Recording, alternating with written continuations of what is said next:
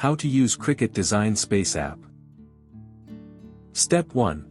When you log into Cricut Design Space, you'll be taken to the home screen. Step 2. On the top right side of the screen there's a notification bell and your profile. Step 3.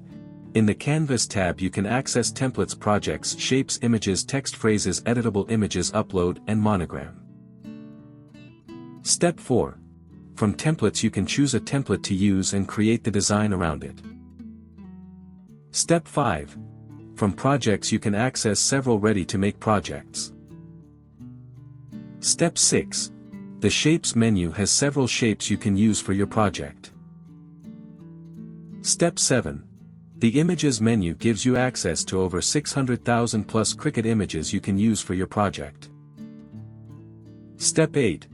When you click on text you'll get a text bar where you can type in texts for your projects. Step 9. The Phrases menu is a subset of the database that allows you to search for phrases for projects. Step 10. Editable images are designed with customization in mind and allow you to edit the design to fit your project. Step 11. From the Upload menu you can import purchased or downloaded files for your project. Step 12. The Monogram feature has a variety of monogram designs with a variety of designs, text styles and frames to choose from.